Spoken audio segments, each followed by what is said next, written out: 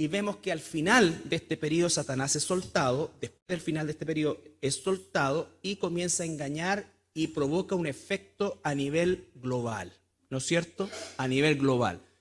De manera increíble, una gran cantidad de gente, ¿no es cierto?, se rebela contra el gobierno mesiánico. Se rebela contra el gobierno mesiánico y se nombra a Gog y a Magog de una manera simbólica. ¿Por qué? Porque efectivamente Ezequiel describe una batalla de Gog y Magog, pero esa batalla está enfocada principalmente a lo que va a ocurrir en el capítulo 6 con el jinete en el caballo rojo, que comienza una guerra, ¿no es cierto? Y que eso se transforma en un conflicto a nivel global, y dentro de ese conflicto está lo que se llama la batalla de Gog y Magog, que es en definitiva los reinos, entre comillas, del norte, liderados principalmente por Rusia, que van a atacar Israel. Pero eso ocurre dentro del contexto de los jinetes, ¿ya? Aquí Gog y Magog tienen un concepto más bien simbólico en representación de los permanentes enemigos de la nación de Israel, como Gog y Magog. Pudo haber el Señor usado a los amonitas o los moabitas, que también fueron declarados, al igual que Gog y Magog, enemigos eternos de la nación de Israel. Entonces aquí, más que un concepto territorial, es un concepto de carácter simbólico en relación a los enemigos permanentes y eternos, como los llama el Señor, de la nación de Israel, ¿ya? Y dice que los junta para una batalla, Y esa batalla, ¿no es cierto?, es, a diferencia del Armagedón, donde tenemos nosotros movimientos de tropas, ¿ya? En este periodo del milenio, por supuesto, no se pudo haber desarrollado armamento alguno, porque es Dios, nuestro Señor Jesucristo, quien está a cargo de esto. Por lo tanto, no sabemos qué elementos, en definitiva, pudieran utilizar para enfrentar, supuestamente, o tomarse el gobierno de Jesús, mesiánico, ¿ya? Pero ¿qué ocurre? Versículo 9. Y subieron sobre la anchura de la tierra y rodearon el campamento de los santos y la ciudad amada, y de Dios descendió, ¿qué cosa? Fuego del cielo y los consumió. Los consumió. Aquí no hay sobrevivientes.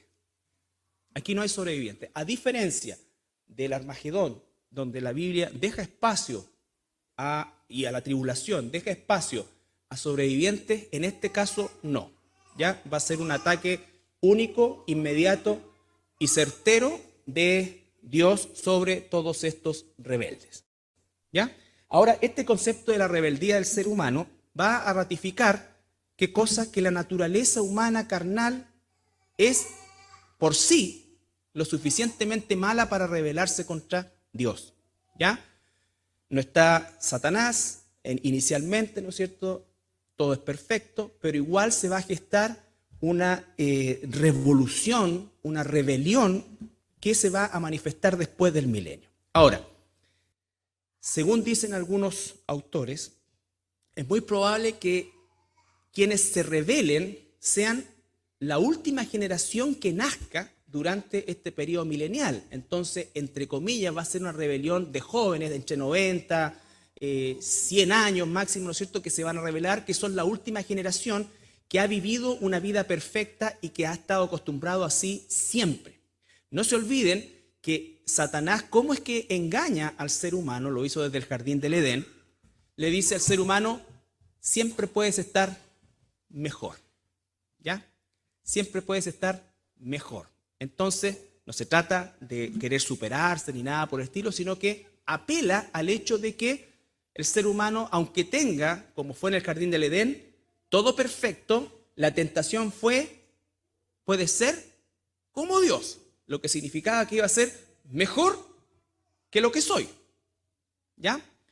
Y eso mismo es lo que utiliza Satanás para revelar, ¿no es cierto?, o engañar a todas estas personas de las distintas etnias que van, ¿no es cierto?, en una loca carrera a tratar de destronar al Mesías, ¿no es cierto?, cosa de que por sí es absolutamente imposible, ¿ya? Entonces, eso es lo que significa ese pasaje, y hay varios pasajes que nos hablan de la vieja naturaleza, ¿no es cierto?, que en el caso de nosotros como cristianos la podemos vencer y someter por causa de la nueva naturaleza que es el Espíritu Santo. No se olviden que nosotros como cristianos no es que ahora somos buenos, sino que somos justificados y recibimos el poder de Dios para sujetar y someter el pecado que es innato en nosotros. ¿Ya? Es innato en nosotros. ¿Estamos?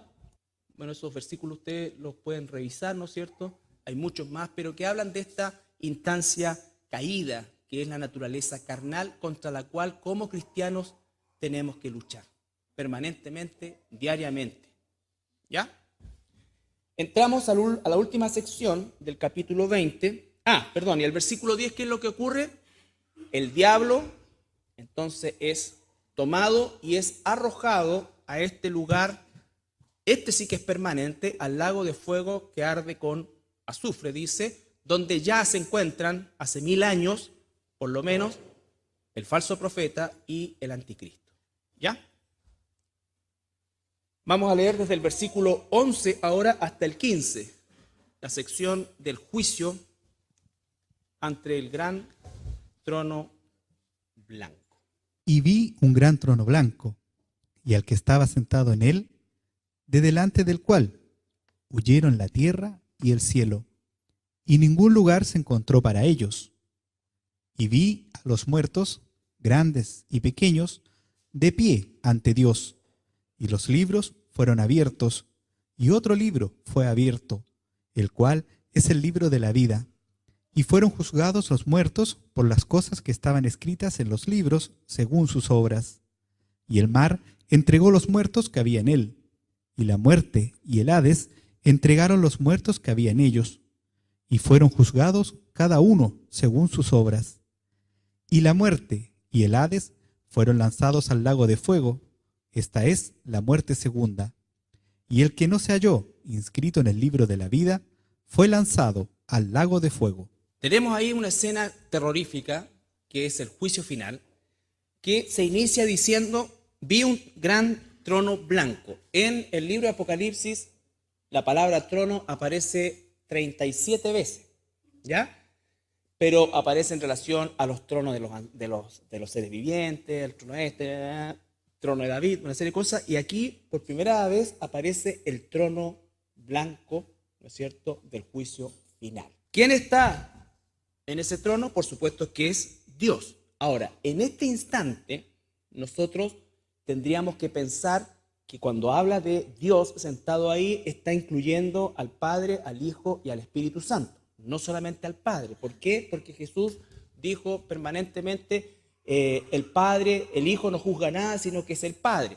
El Padre no juzga nada, sino que es el Hijo. Y así, todos esos juegos de palabras que hacía alusión Jesús de esta coinonía y de esta unidad inseparable y de este estatus de equidad, igualdad, ¿no es cierto? Y completa coincidencia entre Padre, Hijo y Espíritu Santo. ¿Ya? El tema es el siguiente. Lo primero que ocurre dice que de delante del cual huyeron la tierra y el cielo, y ningún lugar se encontró para ellos. La palabra que se utiliza ahí o que se tradujo huyeron es la palabra desaparecieron o se desintegraron. Eso es lo que dice. El cielo, la tierra y lo que conocemos hoy, ¿no es cierto?, como planeta, que recuerden fue restaurado para el milenio. Ahora estamos en la escena del trono, que no está en la tierra, ¿no es cierto? Y lo primero que dice que el planeta y el sistema y el universo es desintegrado, ¿ya?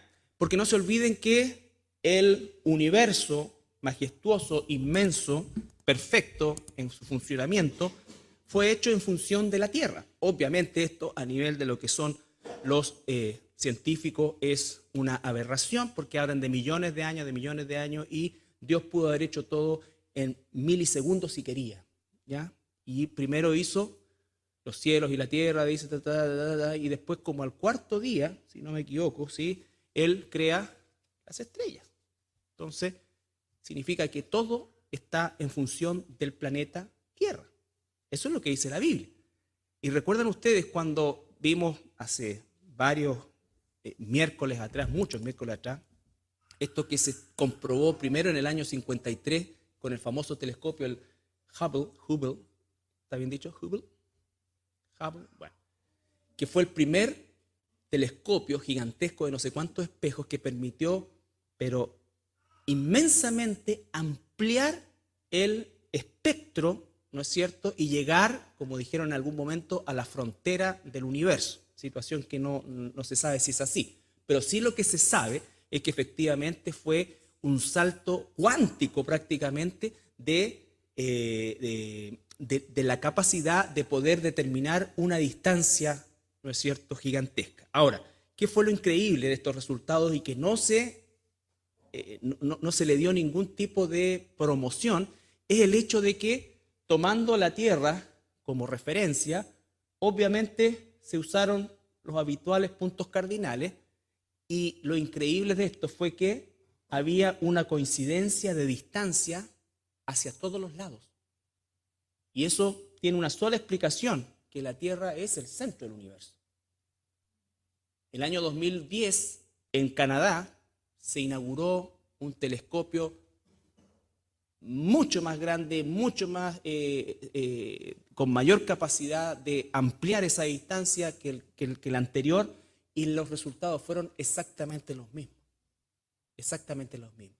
Por lo tanto, eso quedó ahí, porque eso echa por tierra muchas teorías, ¿no es cierto?, que hablan de que la Tierra es un planeta que no tiene ninguna importancia y que tiene que haber cómo es que la Tierra va a ser lo más importante. No, pero recuerden ustedes, ¿para qué Dios creó la magnificencia del universo? ¿Se recuerdan?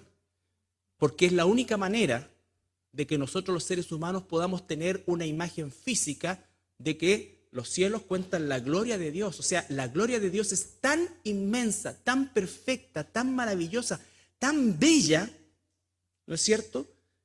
Cuando se ve una galaxia, los colores, las formas, los tamaños son absolutamente abrumadores.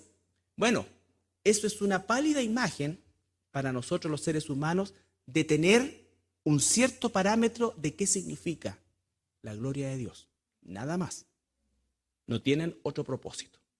No hay planetas habitados, no existen hombres verdes, nada, ni hay ovni. Todo lo que se ve de ovni, todas estas cosas así, son manipulaciones que hace Satanás, que él tiene autoridad y es el príncipe de la potestad del aire, y tiene capacidad y tiene poder para hacer todo este tipo de situaciones, ¿no es cierto?, para hacer creer a la humanidad de que efectivamente hay vida en otros planetas. No hay vida en otros planetas, porque eso fue puesto por Dios nada más que para que nosotros, cada vez que mirásemos, ¿no es cierto?, y en toda época, la inmensidad del universo, tuviéramos una imagen a lo menos de la magnitud de quién es Dios.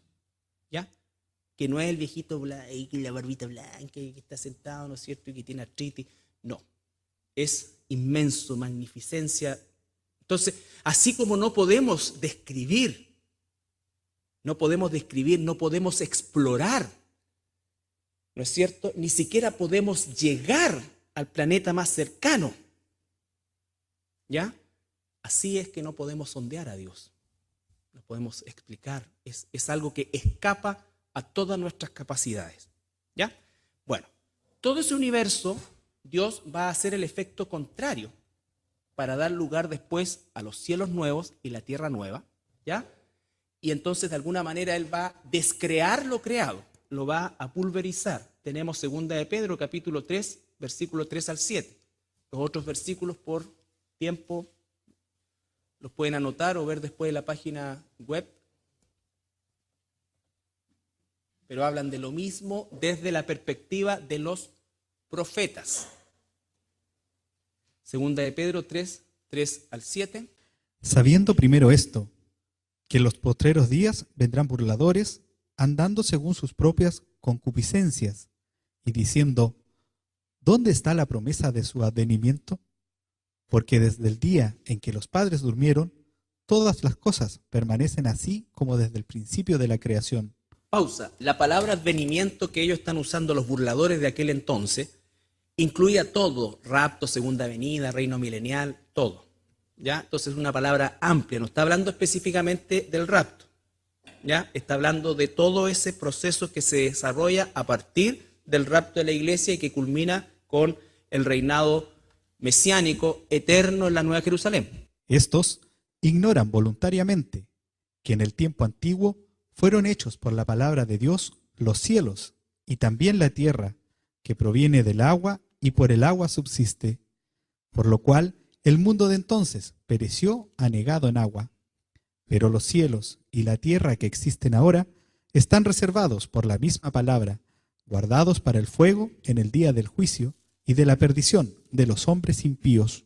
Ahí mismo en 2 de Pedro, versículo 10 y 11, ahí mismo en 2 de Pedro 3, 10 y 11, Pero el día del Señor vendrá como ladrón en la noche, en el cual los cielos pasarán con gran estruendo, y los elementos ardiendo serán deshechos, y la tierra y las obras que en ella hay serán quemadas. Puesto que todas estas cosas han de ser deshechas, ¿cómo no debéis vosotros andar en santa y piadosa manera de vivir? ya. Ese día del Señor igual hace alusión en el caso de Pedro, y cuando uno analiza, por ejemplo, esto desde la perspectiva del Antiguo Testamento, de los profetas del Antiguo Testamento, es más, no es enredada la palabra, sino que está más mezclado todo. Ellos tratan como un solo evento. Por ejemplo, Pedro no tuvo conocimiento del rapto, ¿ya? Fue una predicación o una enseñanza que recibió Pablo cuando Pedro ya había fallecido, había sido martirizado. Entonces ellos hablan de esta segunda venida como ladrón en la noche e incluyen todo el proceso, incluyendo el día del Señor, ¿no es cierto?, que implica la destrucción del planeta, donde los elementos son ardiendo, se deshacen. La palabra, ¿no es cierto?, que se usa ahí es aniquilación, se deshacen, se aniquilan. Dios va a destruir este planeta, ¿no es cierto?, completamente, y todo el universo también. Todo el universo también. Cuando dice cielos nuevos y tierra nueva, no se está refiriendo a la cubierta del planeta, sino que se está refiriendo a una nueva creación desde todo punto de vista. Desde todo punto de vista. ¿Ya? Recuerden que nosotros hay muchas cosas que van a escapar a nuestro entendimiento y lógica, y tendemos nosotros muchas veces a especular cosas con cosas que son de nuestra propia experiencia, pero aquí estamos hablando de situaciones que escapan a nuestra experiencia, así como cualquiera de nosotros pudiera quizás pensar cómo sería vivir sin la presión de Satanás, sin la actividad demoníaca que está permanentemente, ¿no es cierto?, asediando. El Espíritu Santo nos da el poder de resistir al diablo, de huir de él, ¿no es cierto?, de no pecar esto, pero nacimos bajo ese yugo y vamos a morir o ser raptados bajo ese yugo. Entonces, nunca podríamos nosotros saber exactamente cómo es vivir así, como tampoco nunca podríamos saber estas cosas que nos está relatando aquí. Nos parece increíble que haya una rebelión en las circunstancias que se da, pero es así. El ser humano está caído. Entonces dice, el cielo y la tierra desaparecieron. Volvemos a Apocalipsis. Y después dice, versículo 12, 13, 12 y 13, 20, 12 y 13. Y vi a los muertos, grandes y pequeños, de pie ante Dios, y los libros fueron abiertos. Y otro libro fue abierto, el cual es el libro de la vida. Y fueron juzgados los muertos por las cosas que estaban escritas en los libros según sus obras. Y el mar entregó los muertos que había en él, y la muerte y el Hades entregaron los muertos que había en ellos, y fueron juzgados cada uno según sus obras. El 14 también, por favor. Y la muerte y el Hades fueron lanzados al lago de fuego. Esta es la muerte segunda. Ya. Aquí tenemos ya la escena del juicio propiamente tal. Desaparece el cielo y la tierra como lo conocemos. Están delante del trono de Dios, que no está en la tierra, por supuesto, y comparecen de pie todos los perdidos, todos los impíos a lo largo de toda la historia humana, cuyo estado, ¿no es cierto?, van a recibir seguro un cuerpo, van a tener una resurrección porque se habla de la segunda resurrección van a tener un cuerpo, pero obviamente no va a ser un cuerpo glorificado, va a ser un cuerpo acondicionado también para vivir por la eternidad en el lago de fuego. Lo que significa que van a sentir, van a sufrir, va todo eso estar incluido ahí, pero a la vez va a ser eterno. ¿Ya? Entonces sí va a ser un cuerpo eterno. No da más detalles la palabra.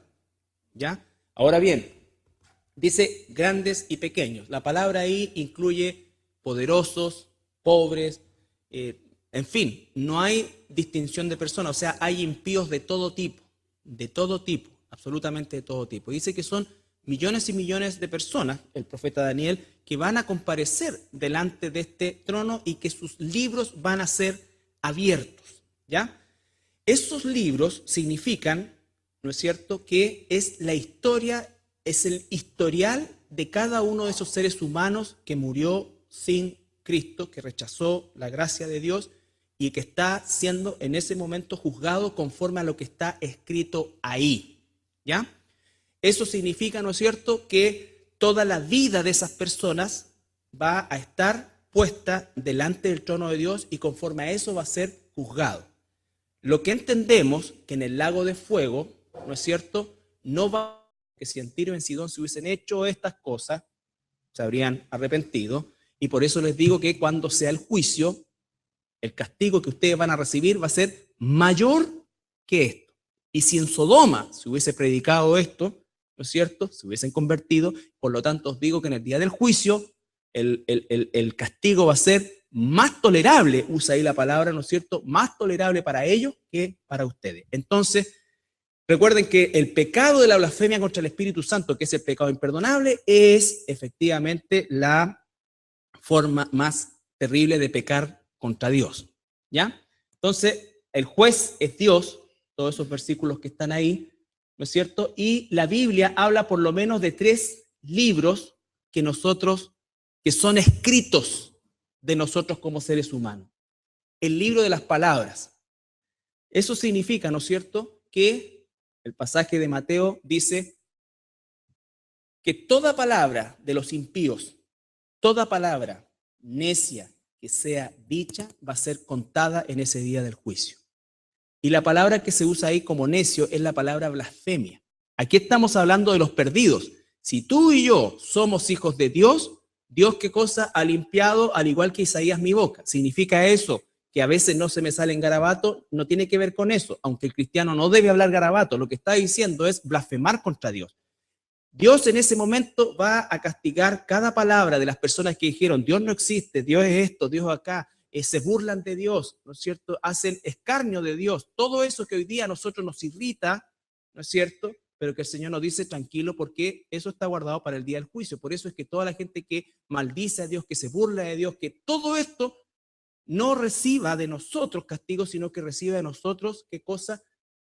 Quiera Dios corrección y si no compasión, porque cada una de esas palabras, tu Dios acá, todas esas cosas que van en contra de Dios, si no se convierte esa persona y sus pecados son borrados, entonces cada una de esas palabras va a ser parte de la sentencia, va a aportar a la sentencia. El libro de los secretos. Dice la palabra, ¿no es cierto?, que todo secreto saldrá a la luz y no habrá nada oculto. ¿Qué significa eso? Que al día del juicio van a llegar personas también que fueron sumamente importantes, morales, le entregaron la llave de la ciudad, ¿no es cierto?, le dieron galvano, esta cosa extraordinaria, que bueno, hizo esto acá, pero ahí se va a conocer, ¿no es cierto?, aquello que la gente no conocía, lo que realmente había en su mente, en su corazón, el deseo de vanagloria. Todas esas cosas que muchas veces se hacen, o esos, entre comillas, beneficios que se hacen, pero lo que se está buscando es la vanagloria, ¿no es cierto?, también van a ser en ese momento. Y por supuesto, todas aquellas cosas que la gente no supo, porque la gente se quedó con la imagen y puede decir, oye, este hombre era extraordinario, el que murió, ¿no es cierto?, y acá sí era un ateo, pero es realmente un hombre con una moral increíble, un ejemplo, bla, bla, bla, y todas esas cosas. Entonces Dios va a revelar y va a dejar al descubierto realmente quién era esa persona y las motivaciones y todo eso. Estoy hablando en términos muy generales.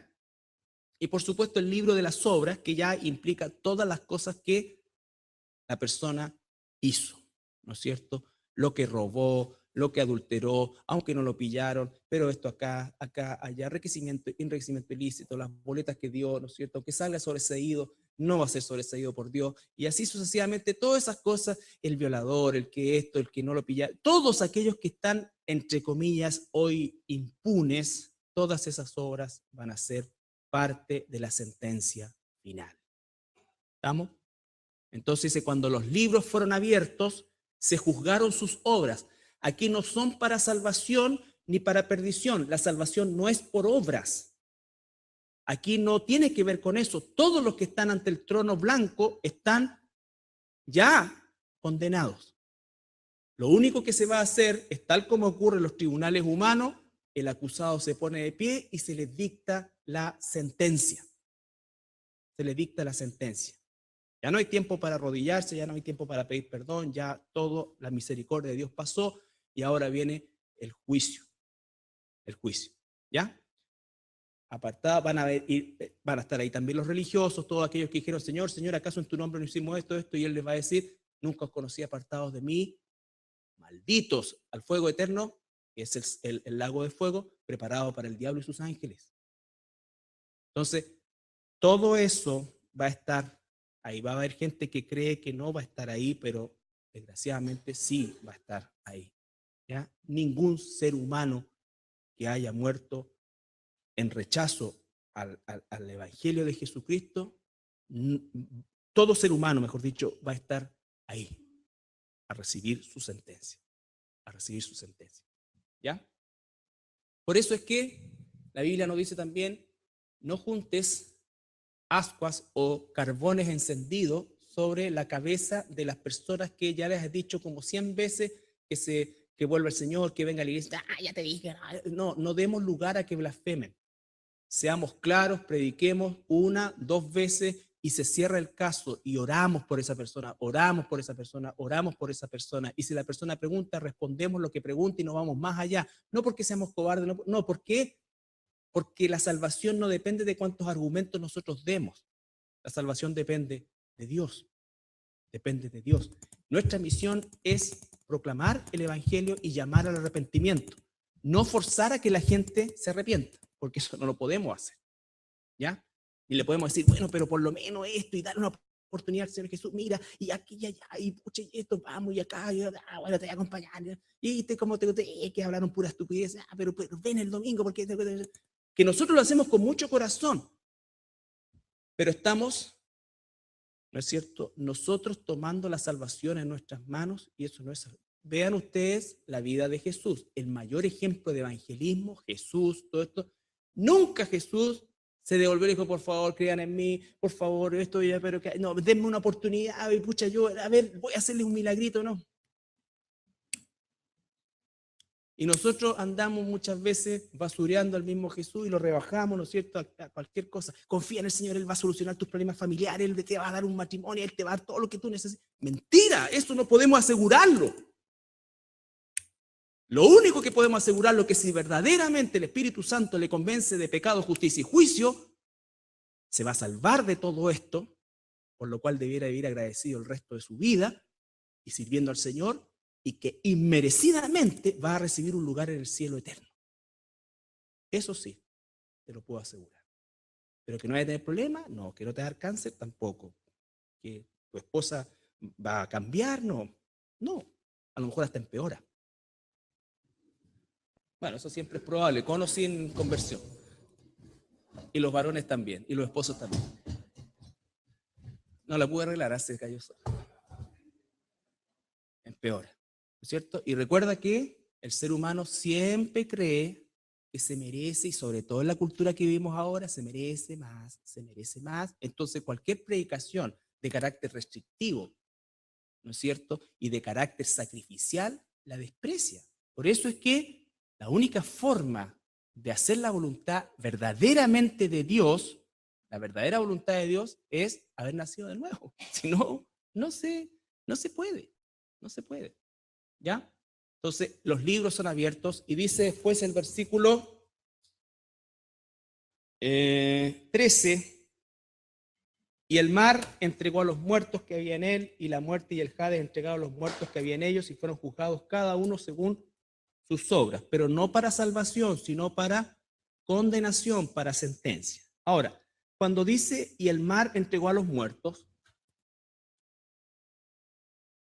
se está refiriendo a una forma cultural que usa la escritura acá para referirse a todas aquellas personas que murieron y que no tienen sepultura.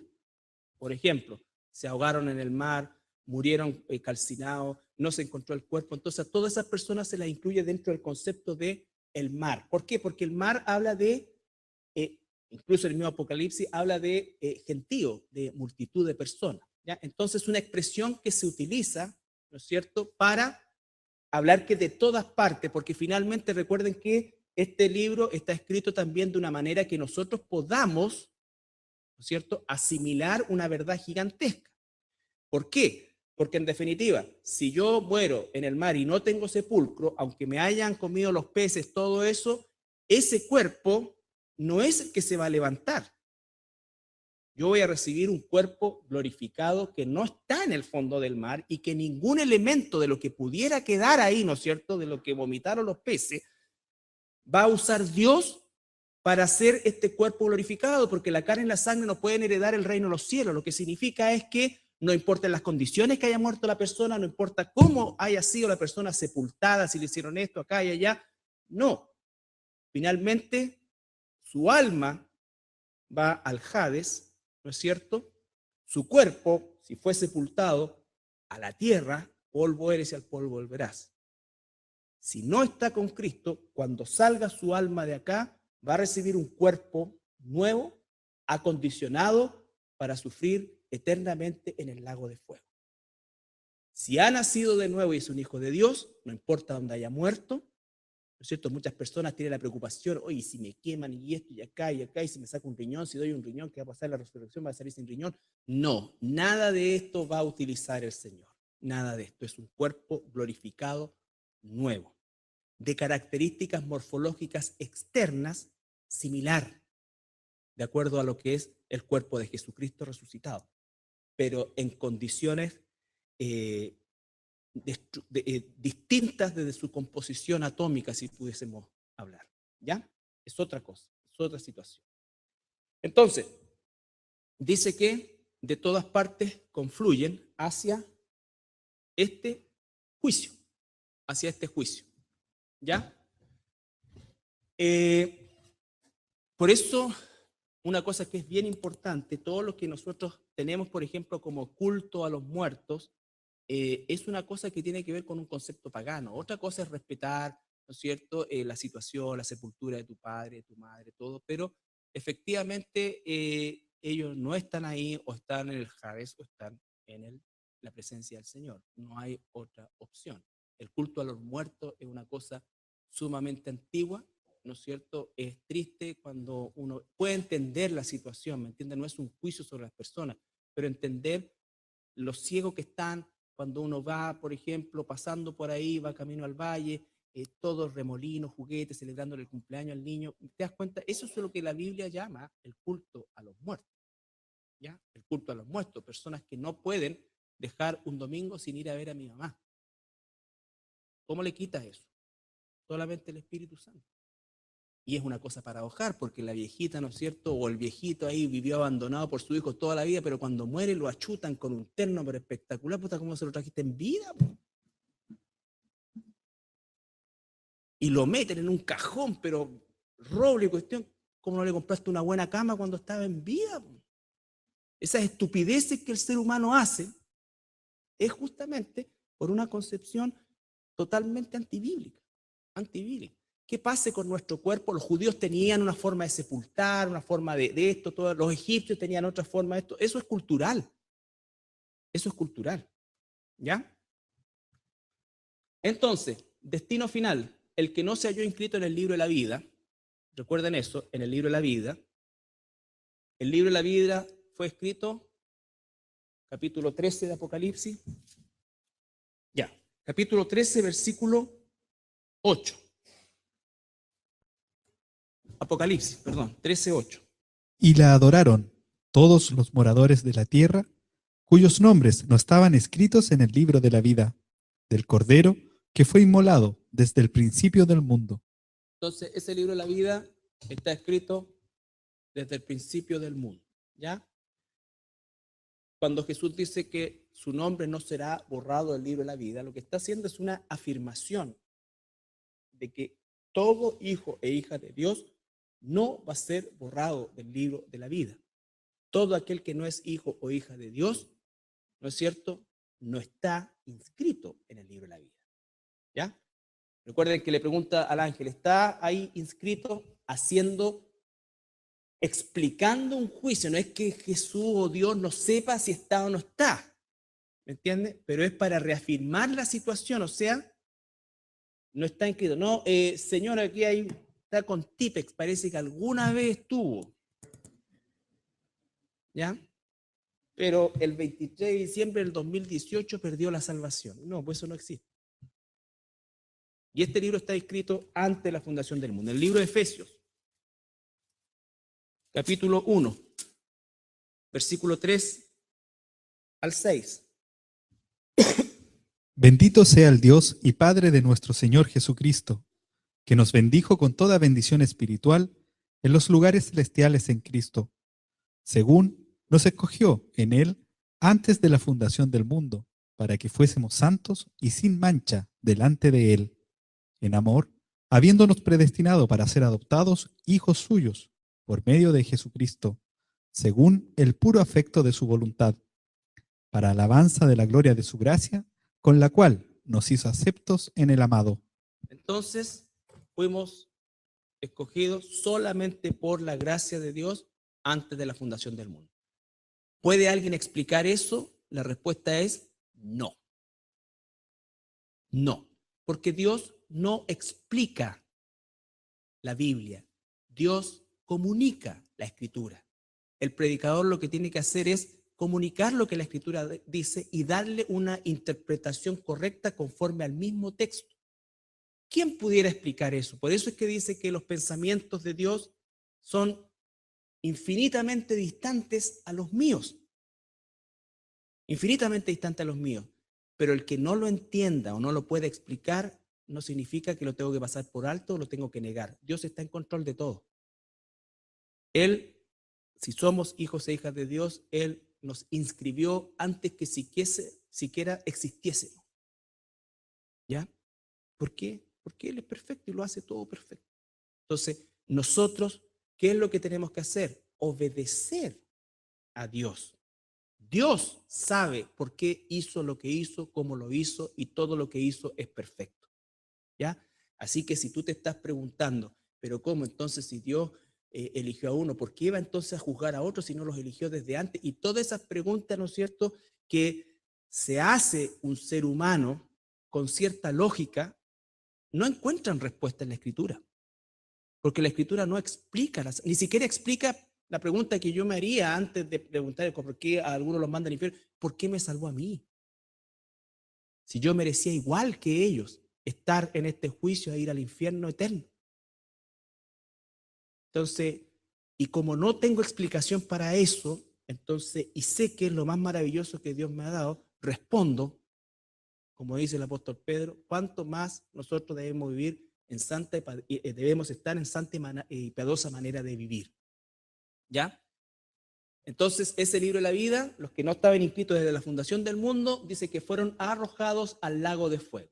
Acá es importante que nosotros veamos, bueno, el lago de fuego en la Biblia es verdaderamente el infierno. Nosotros asociamos la palabra infierno principalmente con el lugar de los muertos, y es por la traducción sobre todo de la Reina Valera, ¿ya? Que tradujo la palabra Gehenna en el Nuevo Testamento y Tofet en el Antiguo Testamento como infierno, ¿Por qué? Porque, vuelvo a insistir, sobre todo los escritores del Antiguo Testamento no tenían claro ni siquiera dónde iban efectivamente los muertos. Ellos sabían que había vida después de la muerte, pero los lugares donde iban, ¿no es cierto?, tienen chispazos del Hades, del Seol, ¿no es cierto?, y los hijos de Coré y toda esta cosa así, pero no sabían con exactitud lo que nosotros sabemos ahora. Y por eso es que ellos globalizaban el concepto de infierno a todo. Pero la palabra Tofet o Gehenna corresponde a un lugar geográfico en Jerusalén, que era, en el caso del Antiguo Testamento, un lugar donde se sacrificaban seres humanos, especialmente guaguas, a el dios Moloch. Y había que quemarlos y, ¿no es cierto?, tirar sus cenizas y una serie de otros festivales paganos, y muchos israelitas participaron de eso, ¿ya? Y eso es lo que dice después Jesucristo, el infierno, refiriéndose al lago de fuego, ¿no es cierto?, es donde el fuego no se apaga y el gusano no muere. La escena es el Tofet, un lugar donde se sacrificaban seres humanos todos los días y permanentemente. Era un fuego que no se debía apagar, o si no Moloch se enojaba, ¿ya? En el tiempo de Jesús, ese mismo lugar se llama Gehenna y ya no era un lugar de sacrificios paganos, pero sí era el gran basural de la ciudad y el cementerio, por así decir, de todos los animales, de todo lo orgánico también que hubiera, y efectivamente estaba permanentemente en llamas por un asunto de salubridad, ¿ya? El Valle del Hinnom queda en la parte sur de la ciudad de Jerusalén, está la ciudad amurallada, ¿no es cierto? Y había una puerta por donde se sacaba toda esta basura. Porque la muralla todavía está, ¿ya? Viene el Valle del Cedrón, aquí está el Monte de los Olivos, aquí está el templo, aquí está la muralla, y viene bajando, y acá se produce una depresión bien grande, como una gran cavidad, ¿ya? Y es ahí donde se juntaba toda esta basura y todos estos sacrificios. En el tiempo de Jesús era un basural. Entonces, la imagen simbólica que se le da al lago de fuego como infierno, que lo es, ¿no es cierto?, o que se tradujo como infierno, es Gehenna o Tofet, que hacen alusión al lago de fuego, el destino final, ¿ya? El destino final. ¿Dónde van los muertos? Van sin Cristo, van al Hades o Seol, que es un lugar que está, según lo que dice la Biblia, en el centro de la tierra, desde donde saldrán al final de los tiempos para el juicio final todos los impíos para presentarse ante el trono de Dios. ¿Dónde van los hijos de Dios el día de hoy? Muerto, ausente del cuerpo, presente al Señor, inmediatamente nuestras almas y espíritus van al Señor, esperando qué cosa, la resurrección que va a ocurrir en el rapto, si somos raptados, esa transformación, ¿no es cierto? Y vamos a recibir ese cuerpo glorificado, ¿ya? Y vamos a recibir ese cuerpo glorificado. ¿Estamos? Cada vez que aparece en el Nuevo Testamento la palabra infierno, por eso que es un error, podríamos decir nosotros, de traducción de la Reina Valera, en ese sentido que dejó en un todo. ¿Por qué? Porque el Hades también es un lugar de tormento, pero no es el lugar definitivo. Entonces tradujo como infierno, ¿ya? Pero dice, ¿no es cierto?, el infierno eterno, donde el fuego no se va a apagar, y Jesús habla siempre, ¿no es cierto?, del concepto, como cuando le está predicando a la gente, le dice, es mejor que entres al cielo y no te vayas al infierno con un ojo malo y esta cosa acá, porque está hablando a una multitud y está llamando al arrepentimiento.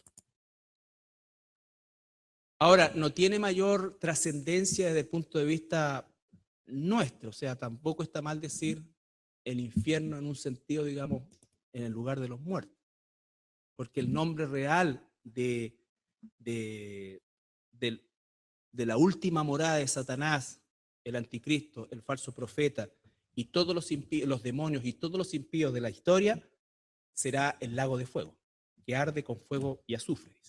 No hay una descripción física del infierno, sino que la descripción que se hace es de lo que va a vivir la gente en el infierno. Pero como nombra fuego, ¿no es cierto? Efectivamente es así. O sea, es una mezcla entre soledad perpetua, ¿ya? Porque en el infierno, cuando la gente, yo me quiero ir al infierno para estar con mis amigos, te aviso que vaya a estar solo por toda la eternidad. Toda la eternidad. ¿Ya? Nadie se va a ver con nadie, ni se van a poder juntar, no. Son prisiones individuales. No vamos a tratar ese tema ahora, pero es así como la Escritura lo describe. Prisiones individuales donde la persona está sola, con sus recuerdos, sus pensamientos y el sufrimiento físico por los siglos de los siglos. ¿Ya? Entonces sí, tiene en parte eso. Hay mucho Hay muchos de estos mismos dibujos que salen, ¿no es cierto? Ahí es de alguna manera porque la palabra que usa son arrojados, ¿no es cierto? Pero tiene que ver más con la violencia de sacar de delante de Dios un impío que de tirar efectivamente a alguien, ¿no es cierto? No es, mire, por favor, pase adelante aquí, haber desarrollado armamento alguno, porque es Dios, nuestro Señor Jesucristo, quien está a cargo de esto. Por lo tanto, no sabemos qué elementos, en definitiva, pudieran utilizar para enfrentar supuestamente o tomarse el gobierno de Jesús, mesiánico, ¿ya? Pero ¿qué ocurre? Versículo 9, y subieron sobre la anchura de la tierra y rodearon el campamento de los santos y la ciudad amada, y de Dios descendió, ¿qué cosa? Fuego del cielo y los consumió. Los consumió. Aquí no hay sobrevivientes. Aquí no hay sobrevivientes. A diferencia del Armagedón, donde la Biblia deja espacio y a la tribulación, deja espacio a sobrevivientes, en este caso no. Ya va a ser un ataque único, inmediato y certero de Dios sobre todos estos rebeldes. ¿Ya? Ahora, este concepto de la rebeldía del ser humano va a ratificar qué cosa, que la naturaleza humana carnal es por sí lo suficientemente mala para rebelarse contra Dios. ¿Ya? No está Satanás inicialmente, ¿no es cierto? Todo es perfecto, pero igual se va a gestar una revolución, una rebelión que se va a manifestar después del milenio. Ahora, según dicen algunos autores, es muy probable que quienes se rebelen sean la última generación que nazca durante este periodo milenial. Entonces, entre comillas, va a ser una rebelión de jóvenes de entre 90, 100 años máximo, ¿no es cierto?, que se van a rebelar, que son la última generación que ha vivido una vida perfecta y que ha estado acostumbrado así siempre. No se olviden que Satanás, ¿cómo es que engaña al ser humano? Lo hizo desde el jardín del Edén. Le dice al ser humano, siempre puedes estar mejor. ¿Ya? Siempre puedes estar mejor. Entonces, no se trata de querer superarse ni nada por el estilo, sino que apela al hecho de que el ser humano, aunque tenga, como fue en el jardín del Edén, todo perfecto, la tentación puede ser como Dios, lo que significaba que iba a ser mejor que lo que soy. ¿Ya? Y eso mismo es lo que utiliza Satanás para revelar, ¿no es cierto?, o engañar a todos estas, con el jinete en el caballo rojo, que comienza una guerra, ¿no es cierto?, y que eso se transforma en un conflicto a nivel global, y dentro de ese conflicto está lo que se llama la batalla de Gog y Magog, que es en definitiva los reinos, entre comillas, del norte, liderados principalmente por Rusia, que van a atacar Israel. Pero eso ocurre dentro del contexto de los jinetes. ¿Ya? Aquí Gog y Magog tienen un concepto más bien simbólico en representación de los permanentes enemigos de la nación de Israel, como Gog y Magog.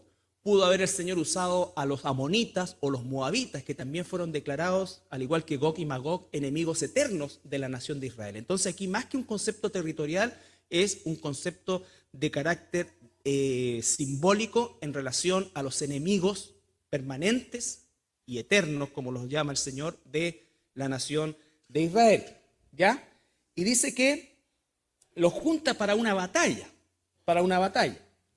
Y esa batalla, ¿no es cierto?, es, a diferencia del Armagedón, donde tenemos nosotros movimientos de tropas, ¿ya? En este periodo del milenio, por supuesto, no se pudo.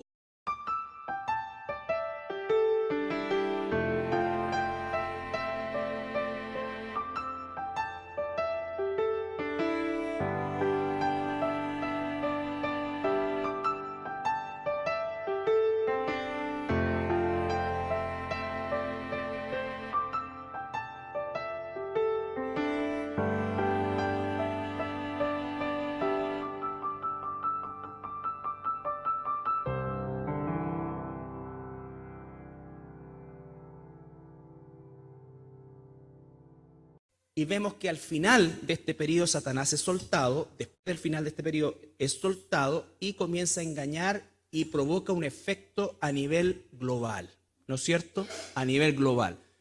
de manera increíble, una gran cantidad de gente, ¿no es cierto?, se rebela contra el gobierno mesiánico. Se rebela contra el gobierno mesiánico y se nombra a Gog y a Magog de una manera simbólica. ¿Por qué? Porque efectivamente Ezequiel describe una batalla de Gog y Magog, pero esa batalla está enfocada principalmente a lo que va a ocurrir en el capítulo 6, personas de las distintas etnias que van, ¿no es cierto?, en una loca carrera a tratar de destronar al Mesías, ¿no es cierto?, cosa de que por sí es absolutamente imposible. ¿Ya? Entonces, eso es lo que significa ese pasaje, y hay varios pasajes que nos hablan de la vieja naturaleza, ¿no es cierto?, que en el caso de nosotros como cristianos la podemos vencer y someter por causa de la nueva naturaleza que es el Espíritu Santo. No se olviden que nosotros como cristianos no es que ahora somos buenos, sino que somos justificados y recibimos el poder de Dios para sujetar y someter el pecado que es innato en nosotros. ¿Ya? Es innato en nosotros. ¿Estamos? Bueno, esos versículos ustedes los pueden revisar, ¿no es cierto? Hay muchos más, pero que hablan de esta instancia caída, que es la naturaleza carnal contra la cual como cristianos tenemos que luchar permanentemente, diariamente. ¿Ya? Entramos a la última sección del capítulo 20. Y el versículo 10, ¿qué es lo que ocurre? El diablo entonces es tomado y es arrojado a este lugar